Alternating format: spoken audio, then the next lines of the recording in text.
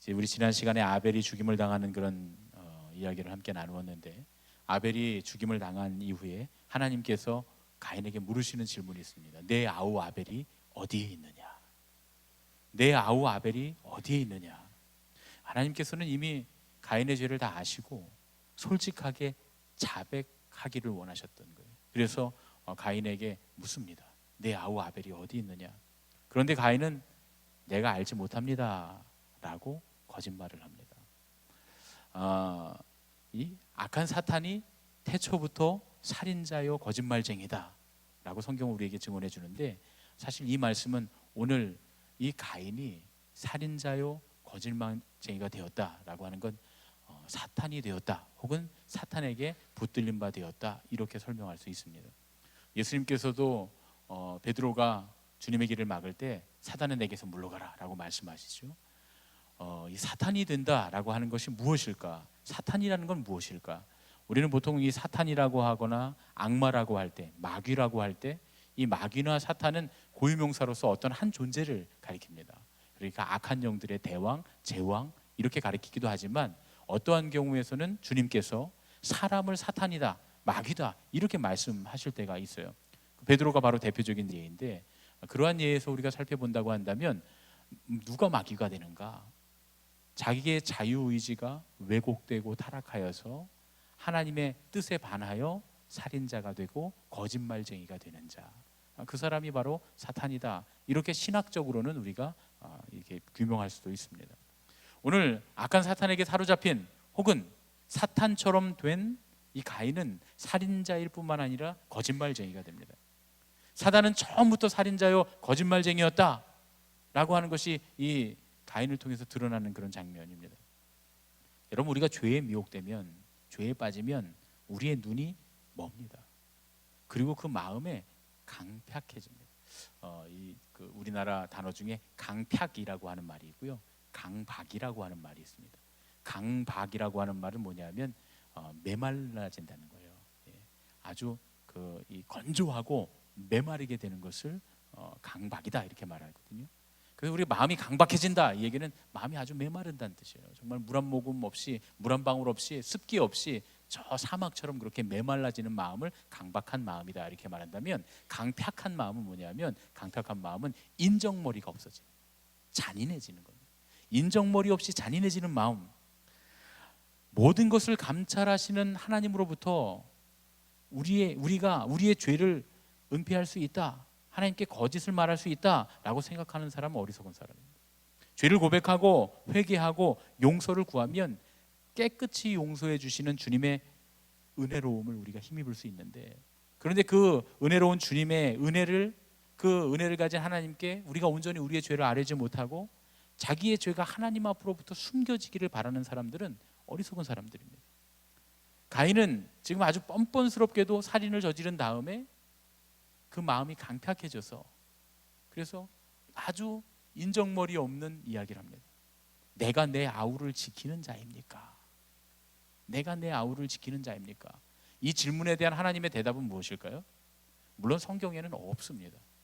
하나님이 이 질문에 대해서 대답하지 않습니다. 내가 내 아우를 지키는 자입니까? 라고 말할 때 하나님은 그래, 네가 네 아우를 지키는 자다 라고 말씀하시거나, 그렇지, 네가 네 아우를 지키는 자는 아니지 라고 대답해, yes or no로 대답해 주시지 않습니다. 그런데 사실 우리 시험을 치르는 그 학생들이 늘 하는 얘기가 있죠. 선생님들이 뭐라고 하냐면, 질문을 자세히 읽어보라고, 질문에 답이 있다고 말이죠. 내가 내 아우를 지키는 자입니까? 이 질문에 이미 답이 있고, 하나님께서 내 아우 아벨이 어디 있느냐라고 물으시는 그 질문 안에 이미 답이 있습니다. 여러분, 우리 함께 이렇게 저를 따라서 말씀해 보실까요? 나는 내 형제를 지키는 자입니다. 이게 정답이에요. 하나님은 그래서 가인에게 아벨이 어디 있느냐라고 물어보시는 거예요. 그리고 가인이 내가 내 아우를 지키는 자입니까? 라고 하는 그 질문 안에 그 가인이 해야 할 일이 이미 들어있다, 그런 얘기죠. 전지전능하신 하나님께 마땅히 자기의 아우를 지켜야 될 사명이 있음에도 불구하고 오히려 뻔뻔하게, 미련하게, 주님께 무례하게 대드는 가인의 모습을 봅니다. 오히려 자기 자신을 낮추고 겸손하게 내가 내 동생을 죽이는 끔찍한 일을 저질렀습니다. 하나님 용서해 주십시오 라고 말했어야 되는데 마치 하나님께서 전혀 엉뚱한 질문을 하신 것처럼, 하나님 왜 그런 질문을 하세요? 하나님 왜 그 어이없는 질문을 나에게 합니까? 라고 대답하는 것처럼 내가 내 아우를 지키는 자입니까? 아벨은 자기 자신을 스스로 돌볼 나이가 되지 않았습니까? 내가 그를 지킬 책임을 맡은 적이 한 번도 없습니다 라고 말하면서 하나님께 지금 대들고 있는 거예요. 이것은 자기의 책임을 하나님이 그를 지키는 자가 아닙니까? 내가 내 아우를 지키는 자입니까? 라는 말은 하나님이 내 아우를 지키는 자 아닙니까? 라는 질문도 됩니다. 하나님께 책임이 있는 거지, 그가 지금 행방불명됐다면 하나님께 책임이 있는 거지, 그를 지킬 책임이 없는 나에게 이 일이 무슨 상관입니까? 라고 말하고 있습니다. 다시 말하면 하나님께 책임을 뒤집어 씌우고 있습니다. 어디서 많이 봤죠? 아담이 하나님께서 만들어주신 저 여자가, 하와가 하나님께서 만들어주신 저 뱀이 하면서 은근슬쩍 하나님께 자기들의 죄를 뒤집어 씌우는 것처럼 가인도 지금 아벨이 사라진 이 문제의 책임을 하나님께 뒤집어 씌우고 있다, 이렇게 볼 수 있습니다. 우리가 형제자매들에게 인자한 관심을 베풀고 그들을 돌보는 것은 아주 아름답고 당연한 우리의 의무입니다. 하나님은 그래서 우리를 그렇게 형제와 자매 가운데 만들어 주셨습니다. 이게 우리가 꼭 해야 될 본분인데도 불구하고 우리는 그걸 소홀히 하고 있지는 않은지 한번 돌아봐야 된다, 그런 얘기죠. 레위기 19장 17절 말씀입니다. 우리 함께 읽겠습니다. 시작. 너는 내 형제를 마음으로 미워하지 말며 내 이웃을 반드시 견책하라. 그러면 내가 그에 대하여 죄를 담당하지 아니하니라. 마음으로 미워하지 말아야 된다. 그리고 그가 잘못된 길을 걸어갈 때 그를 반드시 견책해야 한다. 다시 말하면 형제를 책임질 의무가 나에게 있다. 형제가 잘못되어도 나에게 책임이 있고, 내가 형제를 미워해도, 그래서 버려두어도 나에게 책임이 있다 라고 성경은 우리에게 말씀하십니다. 빌립보서 2장 4절 말씀입니다. 우리 함께 읽겠습니다. 빌립보서 2장 4절 말씀 함께 빌립보서 2장 4절은 내가 안 줬나 보다. 제가 읽어드릴게요. 각각 자기 일을 돌볼 뿐더러 또한 각각 다른 사람들의 일을 돌보아 나의 기쁨을 충만하게 하라. 자기 일을 돌보지만 각각 다른 사람들의 일도 돌보아 주라는 거예요. 그럴 때 하나님의 은혜가, 주님의 기쁨이 충만하게 된다. 주님께서 기뻐하신다. 물론 여기 있는 말씀은 빌립보 교회를 향해서 사도 바울이 그렇게 될 때 내가 기뻐할 것이다 라고 말하는 거지만, 그 말씀의 이면에 보면 하나님께서 분명히 너희들이 서로를 돌보는 그 일에 하나님 기뻐하실 것이다 이렇게 말씀하십니다. 하나님은 우리가 서로를 돌볼 때 기뻐하시는 하나님입니다. 우리의 형제 자매의 일에 무관심하고 때때로 그들의 삶과 영혼과 믿음에 상처를 주지 않도록 우리가 서로 돌보아 줄 책임이 있다라는 거죠. 저는 그런 책임 없습니다, 그 사람에 대해서 나는 그런 책임이 없습니다 라고 말한다면 그건 가인의 대답이 됩니다. 다시 말하면 사탄의 대답이요, 마귀의 대답이요, 사탄의 하수인의 대답이 된다. 하나님의 자녀의 대답이 아니다, 그런 말씀입니다. 하나님께서 가인의 질문에 대해서 직접 대답하지 않은 이유가 뭐냐? 그건 대답할 가치조차 없기 때문에, 이미 두 개의 질문에 그 답이 다 들어있기 때문입니다. 그리고 하나님께서 이제 말씀하십니다. 이미 내가 다 알고 말하는 것이다. 이 지금 가인을 신문하시기 전에 이미 그 피가 증인이 되고 고발자가 되었다, 이렇게 하나님 오늘 말씀 가운데 우리에게 말씀하십니다. 살인이라고 하는 것, 하나님께 크게 울부짖는 죄가 됩니다. 죄라고 하는 것은 그 근본적인 특성상 그 죄의 희생이 된 사람들이 하나님 앞에 울부짖는, 그것은 다시 말해서 주님께서는 피가 지금 울부짖고 있다 이렇게 말씀하고요, 땅이 울부짖고 있다 이렇게 말씀하십니다. 피는 피로써 갚는 거고, 살인자의 피는 살인자의 피살자의 피는 살인자의 피로 갚습니다.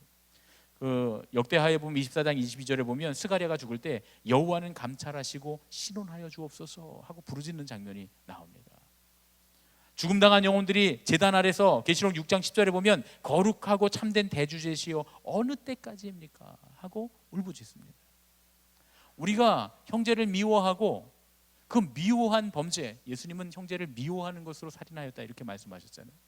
우리가 살인하는 범죄, 미워하는 범죄, 용서하지 못하는 범죄, 또 우리가 미워하여 해를 끼치는 범죄를 입혔을 때, 그때 정작 그 사람이 소리 지르지 않는다 할지라도 그 죄의 결과, 흘려진 피가, 그 땅이 그들의 원한을 갚아달라고 부르짖는다 이렇게 말씀합니다. 그래서 죄는 반드시, 죄는 손톱만한 죄라도 피 흘림이 없이는 용서받을 수 없다고 성경이 우리에게 이렇게 말씀하십니다. 오늘 말씀에도 피가 땅, 즉 흙 속에서 울부짖는다 11절에 이렇게 말씀했어요. 우리 11절 말씀 함께 읽겠습니다. 제가 해놨나요? 안 해놨으면 제가 다시 읽어드릴게요. 땅이 그 입을 벌려 내 손에서부터 내 아우의 피를 받았은즉 내가 땅에서 저주를 받으리니 이렇게 말씀합니다. 가인은 자기의 범죄를 감추려고 피와 시체를 묻어버렸지만 이 죄가 스스로 드러나고 있다 그렇게 말씀하고 있습니다. 사람들은 죄를 덮어버리려고 해요. 우리의 죄, 우리의 죄악, 우리의 잘못을 자꾸 덮어버리려고 합니다. 그런데 하나님께서 그 모든 죄의 그 과정들과 죄의 결과들을 하나님 보시고 들으십니다. 가인은 분명히 그 아벨의 피와 시체를 완전히 묻어버렸다고 생각했지만 그 땅에서 울부짖는 그 피의 울부짖음을 완전히 가리지 못했고 그것이 하늘에 닿았다 이렇게 말씀합니다. 원어로 보면 이 그 피라고 하는 말이 동생의 피들이라고 하는 복수로 쓰입니다. 이거는 이제 아벨의 피뿐만 아니라 이 지금 가인의 살해의 이 피 안에는 모든 살인자의 피, 그러니까 피살자의 피, 살인당한 피, 그 후손들의 모든 피, 또는 진리를 그들의 피로 증거해야 될 순교자들, 또 모든 여인들의 후손인 성도들의 피까지도 이 피 안에 포함되어 있다 이렇게 신학적으로는 이야기합니다. 그래서 이걸 피들이라고 말하는데 예수님께서는 누가복음 11장 51절에 이렇게 말씀합니다. 함께 읽겠습니다. 시작. 곧 아벨의 피로부터 제단과 성전 사이에서 죽임을 당한 사가랴의 피까지 하리라. 내가 너희에게 이르노니 과연 이 세대가 담당하리라 이렇게 말씀하십니다. 이 말씀의 뜻은 뭐냐면 이 말씀을 통해서 우리는 아벨로부터 시작해서 수많은 하나님의 사람들을 죽인 범인이 가인이 아니라는 거예요. 누구라는 겁니까? 과연 어느 세대가? 이 세대가. 바로 이 범인이 이 세대다라는 걸 알 수가 있습니다. 아벨을 죽인 살인자는 가인이 아니라, 가인뿐만이 아니라 이 모든 세대이다라고 예수님께서 말씀하십니다. 다시 말하면 예수님이 너희들이 바로 그 살인자이다라고 말씀하신 거예요. 예수님 그럼 이 자리에 오시면 우리에게 뭐라고 말씀하실까요? 너희들이 바로 그 살인자이다 이렇게 말씀할 겁니다. 물론 그 대제사장 사가랴의 피, 그 피까지 그 이 제사장들과 그 종교인들의 그런 모함에 빠져서 죽었던, 그 제단에서 죽었던 그 예수님 시대의 대제사장 사가랴의 피까지 예수님 말씀하셨지만 지금 이 땅에 오신다면 뭐라고 말씀하실까요? 모든 뿌려진 순교자의 피, 그 모든 순교자의 피까지 다 너희들이 담당하리라. 다시 말하면 너희들이 바로 그 살인자다 이렇게 말씀하실 겁니다.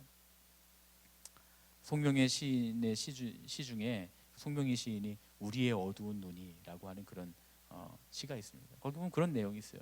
우리의 어두운 마음이 주님을 몰랐고 우리의 악독한 혀가 주님을 정죄했고 우리는 살인자의 본받아 주님을 찔렀다라고 하는 그 고백이 시 안에 들어 있습니다. 1961년에 그 독일의 나치 히틀러 나치의 잔당들에 대한 전범 재판이 열렸습니다. 이 잔혹한 아우슈비츠 수용소의 생존자였던 유태인 예이엘 디무르라고 하는 사람이 아주 극악하기로 유명했던 참모였던 전범인 아히만이라고 하는 사람의 증인으로 나오게 됩니다. 이 디무르에게 재판관이 묻습니다. 저 사람을 똑바로 보십시오. 이 사람 아히만이 그 사람이 맞습니까? 한참 뚫어지게 쳐다보다가 이 디무르가 그만 기절하고 맙니다. 한참 뒤에 디무르가 깨어나자 재판관이 묻습니다. 왜 졸도했습니까? 과거의 악몽 같은 장면이 되살아나서 그랬습니까? 아닙니다. 그러면 저 사람을 보고 있으니까 분노가 치밀어서 그랬습니까? 아닙니다. 그럼 왜입니까? 제가 가만히 저 사람을 쳐다보다가 저 사람이 너무나 평범한 사람이라는 사실에 놀랐습니다. 저렇게 평범한 사람이 수많은 우리 동료들을 가스실로 들어가게 한 장본인이라는 사실 앞에 내가 충격을 받지 않을 수 없었습니다. 저 자신도 저 아이 희만이 될 수 있다는 사실에 제가 놀라고 말았습니다. 이렇게 대답을 했다고 해요. 여러분, 우리는 흔히 가인은 살인자고 나는 아니다 이렇게 생각합니다. 그런데 그게 아니라고 성경이 오늘 우리에게 말씀합니다. 오늘 하나님의 말씀은 가인뿐 아니라 바로 우리가 살인자라고 말씀하고 있는 거예요. 오늘 이 가인의 이야기의 이 창세기 이야기의 말씀의 가장 중요한 신앙의 고백은 뭐냐? 그 살인자 가인의 그 죄가 바로 우리 안에, 우리의 민족 안에, 우리의 인류 안에 면면이 흐르고 있습니다 라고 하는 고백이다, 그런 얘기죠. 이스라엘 민족들은 자기들이 가인의 후예가 아니기 때문에 자기들에게는 가인의 피가 흐르지 않고 있다고 생각했던 적도 있을 겁니다. 그러나 예수님의 십자가의 보혈, 십자가에 예수님을 매달았던 그 이후에 우리들의 모습을 가만히 생각해 보면 우리는 바로 십자가에 예수님을 매달았던 바로 그 군병들, 그 군중들 속에 바로 내가 있었다라고 하는 그 고백을 가져야 한다, 그런 얘기죠. 다시 말하면 내가 살인자입니다. 우리는 하나님의 용서가 없이는 새로워질 수 없는 그런 존재입니다 라고 하는 고백이 오늘 말씀 가운데 들어있습니다. 주님의 은혜가 없으면 하나님의 나라를 알 수도 없고 볼 수도 없는 그런 어둠 속의 인생이 됩니다. 내 죄와 내 속에 있는 어둠을 인식하고 하나님, 내가 긍휼이 필요한 불쌍한 존재입니다 라고 하는 것을 인식할 때 그때의 하나님의 은혜가 우리에게 임합니다. 제가 자주 경건에 관한 말씀을 좀 드리는데 어떤 분들은 막 뜨겁게 소리를 질러가면서 눈물 콧물을 흘리면서 막 온몸으로 열광을 하면서 기도해야, 그래야 잘 기도했다라고 생각하는 분들이 있습니다. 그런데 여러분, 놀랍게도 그렇게 막 열광하면서 기도하지 않아도 조용히 눈 감고 가만히 앉아서 기도해도 천국에 다녀온 사람들도 있었어요.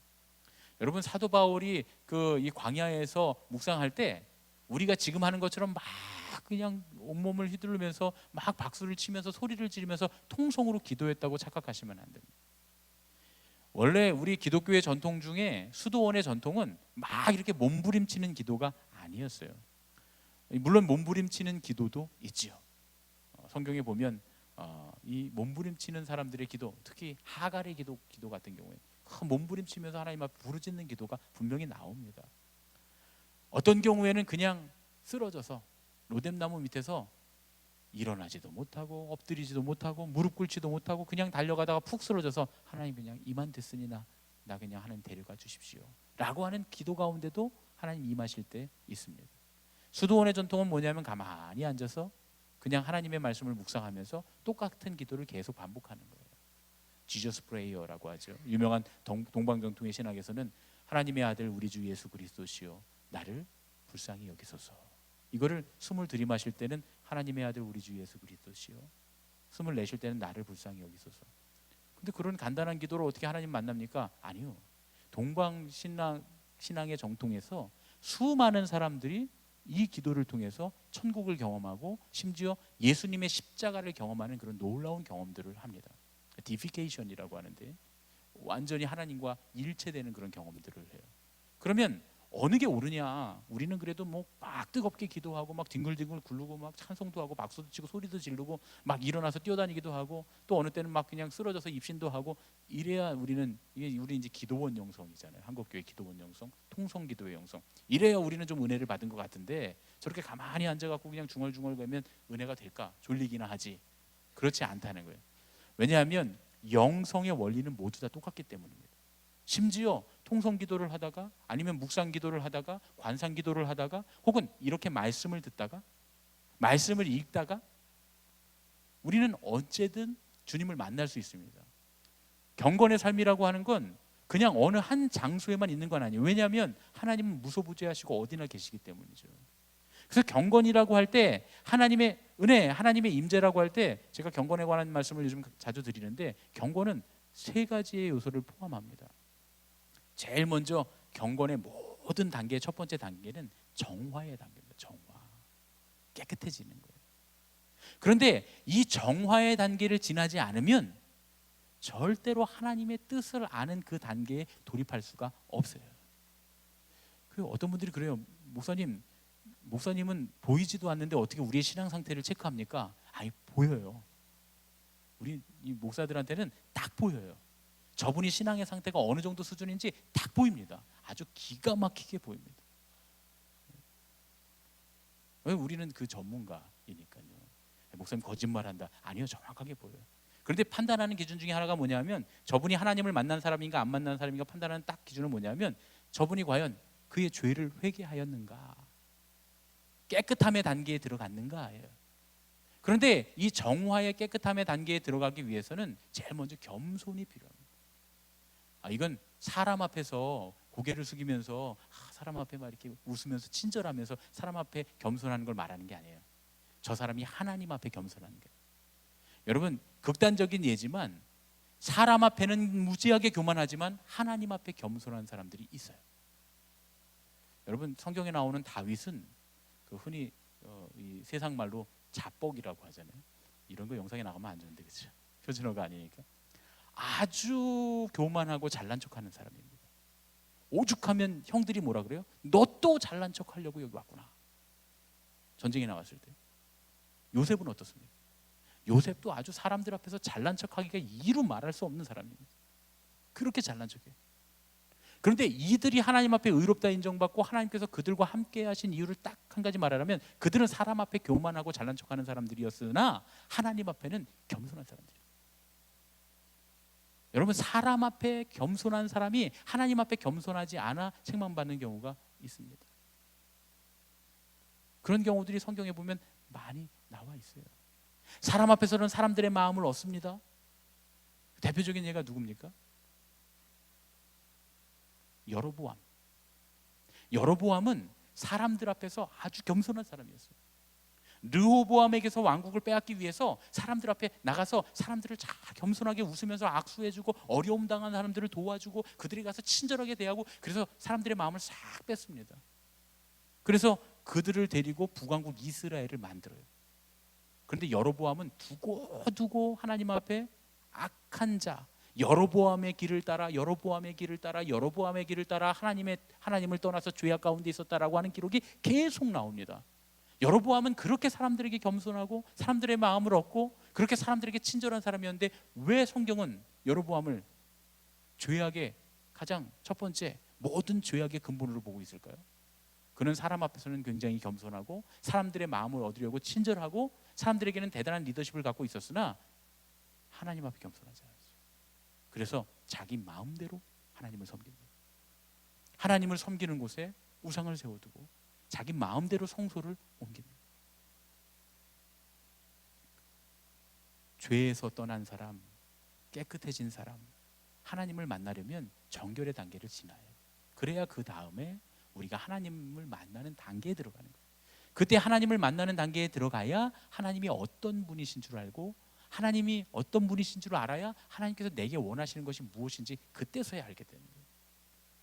그리고 난 다음에 결단하는 겁니다. 내가 저렇게 하나님 뜻대로, 하나님 내게 원하시는 대로 내가 살아야지 하고 결단하고 돌아서서 그대로 사는 거예요. 이게 경건의 최종 3단계입니다. 이런 단계를 거쳐서 결국 그 삶의 자리에서 하나님의 뜻대로 사는 데까지 나아가야 그 사람 경건한 사람이에요. 어떤 사람은 정말 눈물 콧물 쏟고 울고불고 일어나서 막 춤을 추고 뒹굴뒹굴 굴르고 막 그냥 콧물을 쏟고 막 소리를 지르고 막 그 괴성을 지르고 그러면서 자기 안에 있는 모든 그 이 죄악을 막 정말 눈으로 보이게 다 토해내는 것 같은 사람이 있어요. 그런데 삶이 변하지 않아요. 그럼 그 사람은 경건한 사람이 아니고 회개한 사람도 아닙니다. 근데 어떤 사람은 그냥 가만히 앉아 있다가 주의 종이 하나님께서 우리에게 원하시는 건 이렇게 하는 겁니다 라고 말할 때 아멘 하고 돌아가서 그냥 울지도 않고 눈물도 흘리지 않고, 우리가 흔히 말하는 그 회개의 과정, 그건 진짜 회개가 아니지만 어쨌든 그런 과정들을 막 뒹굴뒹굴하고 막 자기를 쥐어짜는 과정을 겪지 않았지만 그냥 돌아가서 네 아멘 하고 돌아가서 그대로 살아요. 그럼 그 사람은 진짜 경건한 사람이고 회개한 사람입니다. 그래서 첨탑 위에 무릎으로 올라가서 그 첨탑 위에서 하나님을 향해 두 양손을 벌리고 소리를 지르며 기도하는 그 거룩하게 보이는 수도사가 아니라 주방에서 밥을 짓는 사람이 하나님이 가장 기뻐하시는 경건한 수도사가 될 수 있는 거예요. 로렌스 형제의 이야기 제가 예전에 수요 예배 때 한번 말씀드렸잖아요. 그냥 수도원에서 원래는 수도사도 아니고 밥 짓는 사람이었는데 모든 사람들이 보기에 가장 경건한 사람으로 변해 있더라고요. 왜 그렇죠? 하나님 말씀하시면 들을 수 있어요. 깨끗하기 때문에, 겸손해서 하나님 앞에 자기가 정결함을 깨달았기 때문이죠. 가인은 저주를 받아서 외톨이가 돼서 악의 편에 속한 자가 됩니다. 하나님의 진노 아래에 있게 됐어요. 그런데 이건 비단 가인뿐만 아니라 경건치 못하고 불의한 모든 인간들에게 하늘로부터 내려지는 진노입니다. 성경은 우리에게 우리의 상태가 어떻다고 말하냐면 이렇게 말씀합니다. 로마서 1장 18절 말씀입니다. 함께 읽겠습니다. 시작. 하나님의 진노가 불의로 진리를 막는 사람들의 모든 경건하지 않음과 불의에 대하여 하늘로부터 나타나나니.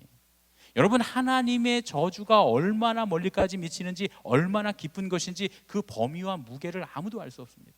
하나님이 저주하시면 그냥 저주 받는 거예요. 그대로 되는 거예요. 왜냐하면 하나님은 시건치 않으시는 분, 하나님은 빈말하지 않으시는 분이기 때문에. 땅은 너로 인하여 저주를 받으리라. 아담의 죄는 땅이 저주받는 것으로 한정되었지만 가인에 대한 이 가인의 살인의 죄의 저주는 뭐라고 말합니까? 네가 저주를 받으리라라고 하나님 말씀하십니다. 가인에게 들어갑니다. 아담에게는 긍휼의 여유를 주시지만 가인에게는 아무것도 두지 않으십니다. 이게 바로 살인자의 정죄이죠. 그런데 우리는 다 이 정죄를 받은 사람들이다, 그런 얘기.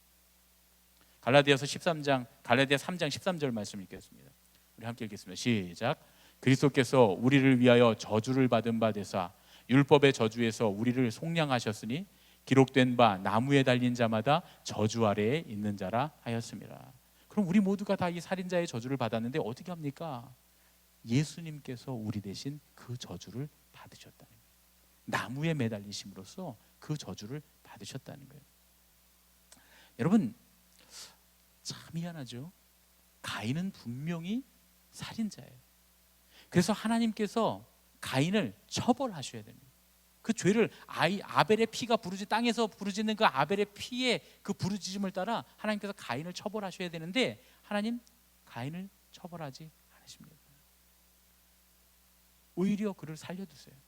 그리고 그에게 사람들로부터 해코지 당할 그 면책을 주시는 표를 그에게 주십니다. 이게 바로 그리스도의 사랑. 이미 태초부터 살인자인 가인을 앞에 두고 그를 그때에도 사랑하시는 하나님의 그 사랑을 드러내는 증거. 나중에 이것이 예수 그리스도의 살인자인 우리를, 저주받은 우리를 대신 저주받으시사 용서하시는 그 예수 그리스도의 사랑의 복선이다, 이렇게 볼 수 있습니다. 그런데 이 가인은 이런 은혜를 받아들이지 않습니다. 세상에는 두 종류의 인간이 있습니다. 그 하나는 자기 자신을 죄인으로 여기는 옳은 사람과 또 다른 사람은 자신을 옳다고 여기는 죄인. 이게 중요합니다. 자신을 죄인이라고 여기는 의인과 자신을 옳다고 여기는 죄인. 가인은 오늘 13절에 뭐라고 말씀합니까? 내 죄 짐을 지기가 너무 무거우니이다. 이 가인의 말은 두 가지 해석이 가능합니다. 첫 번째 뭐냐면 하나님의 벌이 너무 지나치다는 거예요. 이 말은 하나님께서 벌을 내리시는 것이 당연하고 내가 받는 벌이 마땅하다라고 하는 인정이 아니에요. 이 말의 의미는 내가 지은 죄에 비해서 형벌이 너무 지나치다는 거예요. 가인이 무슨 형벌을 받았기에 지금 자기가 지나치다고 합니까? 가인이 지은 죄가 뭔데 자기가 지은 죄에 비해서 형벌이 지나치다고 지금 말하고 있습니까? 가인은 자기의 죄에 비해 하나님의 벌이 너무 무겁다고 하면서 오히려 하나님께 불평하고 있습니다. 지금 왜 가인이 이런 생각을 하냐면 마음이 굳어져 강팍해져서 하나님 앞에 자기가 지었던 동생을 죽인 자기 죄보다는 앞으로 내가 담당해야 될 그 괴로움, 거기에 더 관심을 기울이기 있기 때문에, 그렇기 때문에 내가 받는 죄가 무겁다고 하나님께 불평하고 있는 겁니다. 그런데 사실 지금 그 순간에도 하나님의 은혜 가운데 있었음에도 불구하고 내가 지금 과하게 벌을 받고 있다, 이렇게 생각합니다. 참 사람은 그래요. 참 우리는 내가 지은 죄를 생각하지 못하고 조금만 내가 그거에 대한 결과로 괴로움을 당하면 내가 너무 지나치게 고난을 당하고 있다 생각하는 경향이 있습니다. 사실 당장 지옥문에 들어가지 않은 것만 해도 감사한데, 당장 지옥으로 떨어지지 않은 것만 해도 감사하고 감격해야 될 그래야 마땅한데, 하나님께서 거기서 아벨을 죽인 죄로 바로 가인을 쳐서 죽이셔도 어떻게 할 수 없는데, 지금 살려주시고 그를 보호해 주시는 하나님 앞에 내 벌이 중하다라고 하나님을 원망합니다. 이 가인이 한 말을 두 번째로 원어 그대로 해석해 보면 이렇게 생각할 수도 있습니다. 내 죄벌이 너무나 중하여 견딜 수 없다. 내 벌이 너무도 커서 제가 용서받을 수 없습니다. 이렇게 해석할 수도 있습니다. 예전에 그 개역 개정판에는 내 죄벌이 너무나 중하여 견딜 수 없습니다, 이렇게 기록되어 있거든요. 이 원어적인 해석을 해보면 내 벌이 너무 크니까 제가 용서받을 수 없습니다, 이렇게 해석이 가능합니다. 이 경우에도 마찬가지입니다. 가인이 하나님의 은혜를 받아들이지 않는 거예요. 왜냐하면 하나님은 어떤 죄도 용서하실 수 있는 분이심에도 불구하고 예수 그리스도의 보혈이 아무리 중한 죄악이라도 용서하시는 하나님의 사랑임에도 불구하고, 또 그리스도의 은혜는 모든 사람에게 그리고 모든 경우에 효력이 미침에도 불구하고 그분의 희생이, 주님의 사랑이 우리의 죄를 씻기에 충분하지 못하다고 믿는다면 어쩔 수 없어요. 그건 예수 그리스도의 그 십자가를 혹은 하나님의 사랑을 모독하는 겁니다.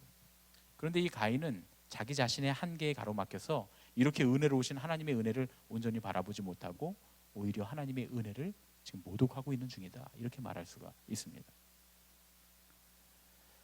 그 아들을 죽기까지 주신 하나님의 은혜가 아니었다면, 살인자도 사랑하셔서 용서하시고 보호의 표를 주시는 그 주님의 사랑이 아니었다면 우리는 가인과 같은 살인자로 그저 죽었을 겁니다.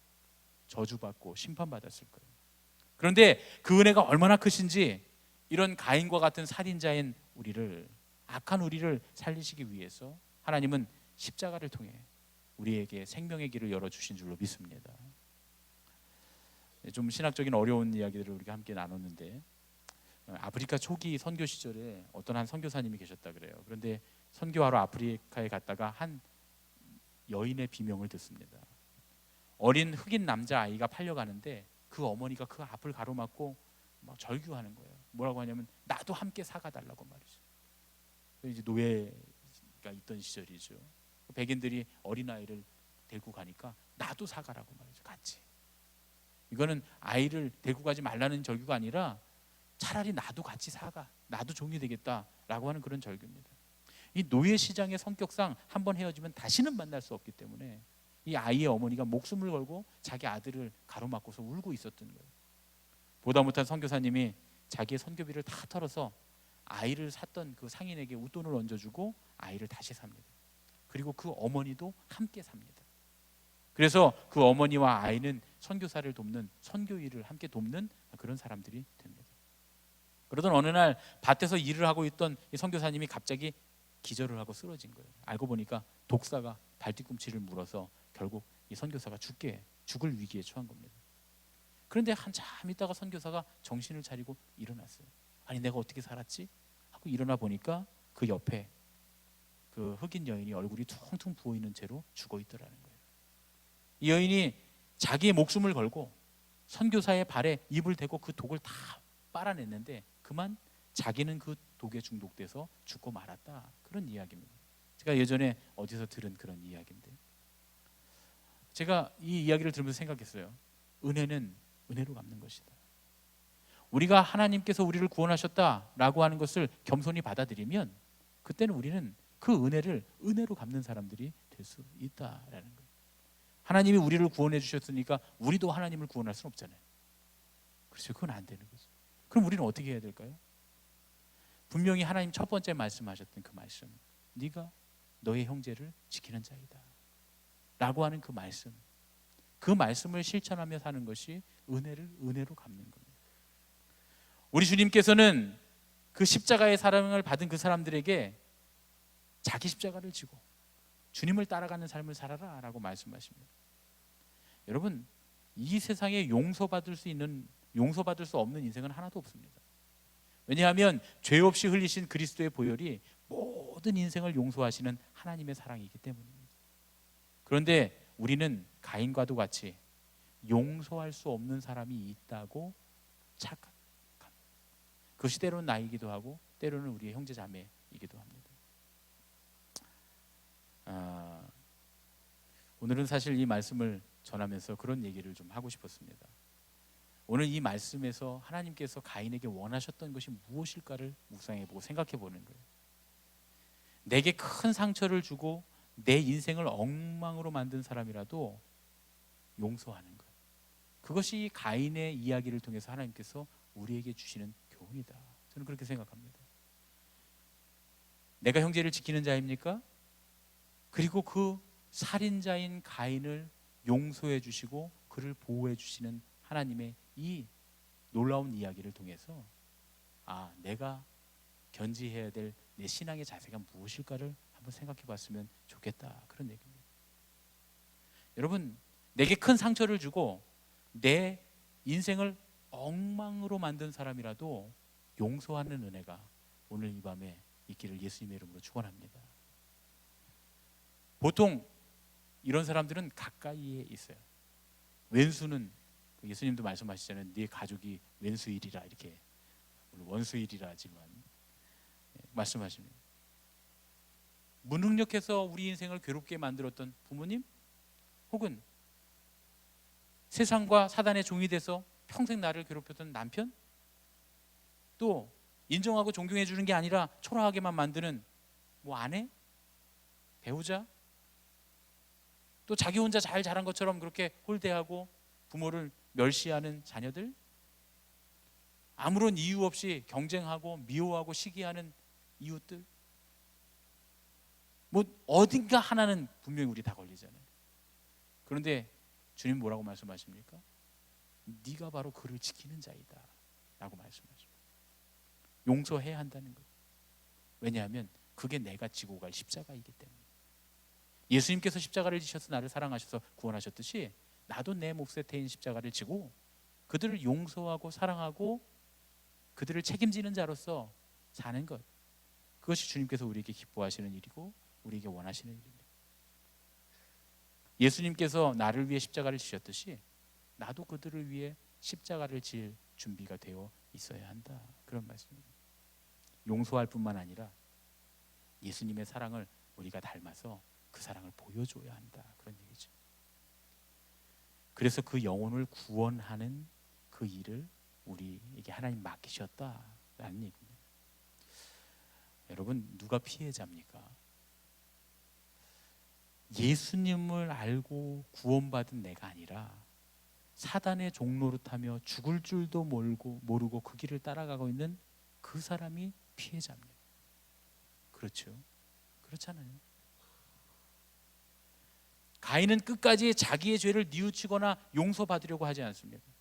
용서받으려고 하지 않는 마음이나 용서하지 못하는 마음이나 다 똑같은 마음이에요. 그 마음은 다 살인자의 마음이다, 그런 얘기죠. 오늘 가인의 마음이 그거잖아요. 용서하지도 못하고 자기 스스로도 용서받으려 하지 않는, 그것이 가인의 살인자의 마음입니다.